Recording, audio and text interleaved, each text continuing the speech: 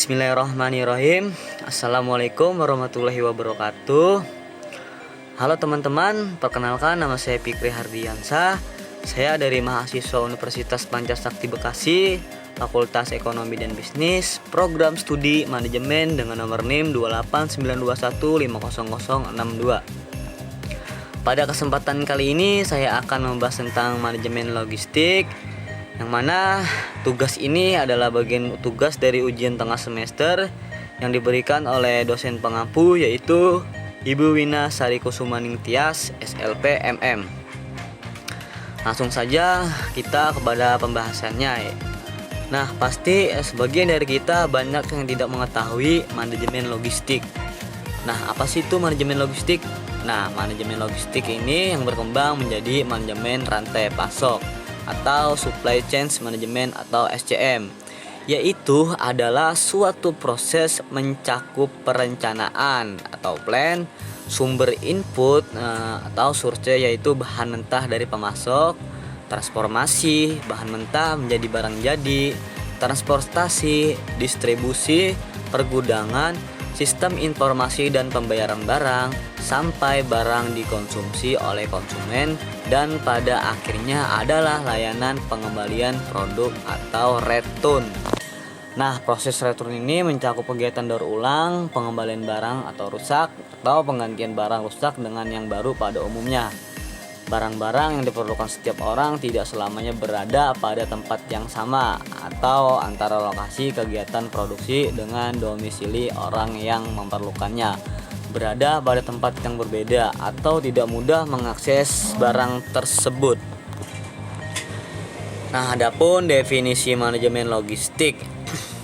Definisi manajemen logistik yaitu adalah merupakan cabang ilmu militer yang berkaitan dengan pengadaan, pemeliharaan dan pengangkutan material, personil dan fasilitas yang diperlukan. Definisi ini terkait erat dengan kepentingan militer. Namun jika dipandang dari tujuan bisnis memiliki arti yang berbeda.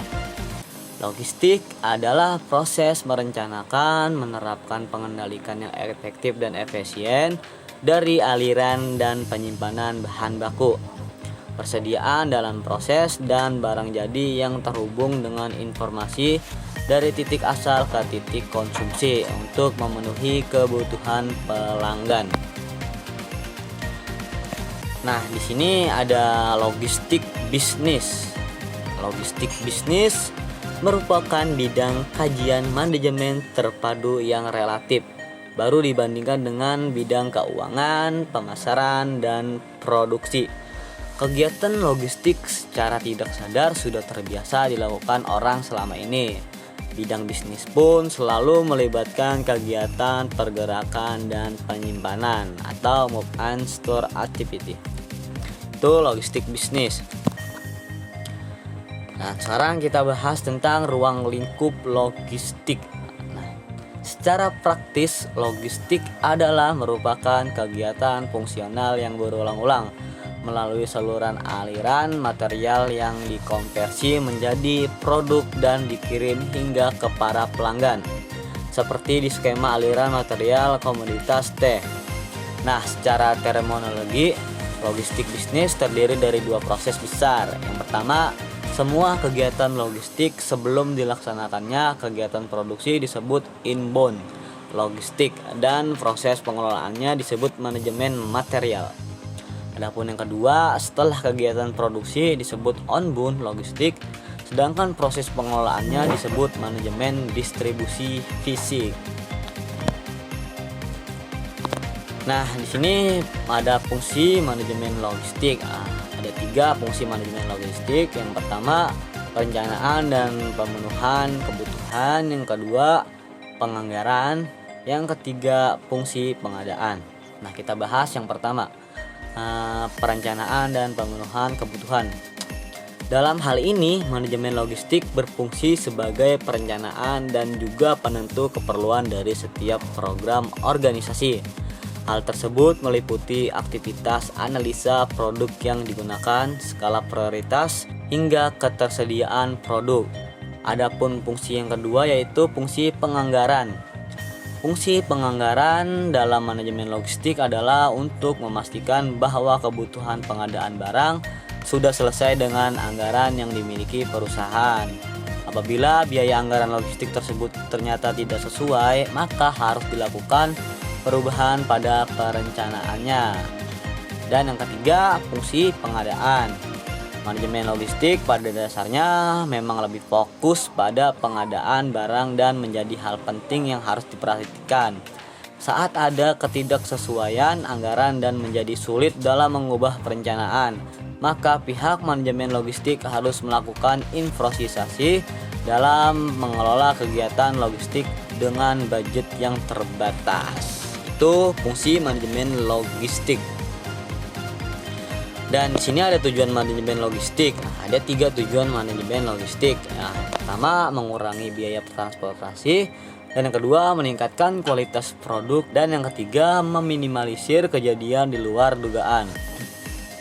Nah, kita bahas yang pertama, tujuan mengurangi biaya transportasi. Nah, salah satu aspek yang berhubungan dengan logistik adalah transportasi. Perlu diingat bahwa biaya transportasi dipengaruhi oleh jenis produk yang dikirimkan, jenis pengiriman, dan jarak tempuh kendaraan. Adapun yang kedua, meningkatkan kualitas produk. Nah, tujuan lain yang ingin dicapai adalah meningkatkan kualitas barang-barang sehingga meningkatkan kepuasan pelanggan. Dan manajemen logistik yang baik, perusahaan dapat memilah kembali produk yang rusak sehingga jenis produk rusak atau cacat tidak perlu sampai ke tangan konsumen atau pihak lainnya. Dan yang ketiga, meminimalisir kejadian di luar dugaan. Dalam praktiknya, di dalam proses logistik seringkali terjadi hal-hal di luar prediksi yang mengganggu perencanaan yang telah dibuat. Pengelolaan logistik yang terorganisir tentu mampu untuk mengurangi resiko yang didapatkan perusahaan. Nah, itu tujuan manajemen logistik. Nah, berdasarkan penjelasan yang sudah kita bahas bersama di atas, maka bisa kita simpulkan bahwa manajemen logistik adalah seluruh aktivitas yang erat kaitannya dengan pengelolaan logistik. Aktivitas ini sangat penting untuk perusahaan dengan skala kecil maupun besar agar bisnisnya bisa terus maju atau berkembang. Namun untuk bisa terus maju dan berkembang, perusahaan tidak hanya bisa berfokus dalam menerapkan manajemen logistik, karena ada manajemen pemasaran dan manajemen keuangan yang juga harus diperhatikan. Terima kasih, mungkin itu saja materi tentang manajemen logistik dari saya. Apabila ada kesalahan kata atau kekurangan dari materi, mohon dimaafkan. Yang kurang datangnya dari saya, yang benar datangnya dari Allah Subhanahu wa taala. Semoga materi ini bisa menjadi pembelajaran bagi kita. Billahi taufiq wal hidayah. Wassalamualaikum warahmatullahi wabarakatuh.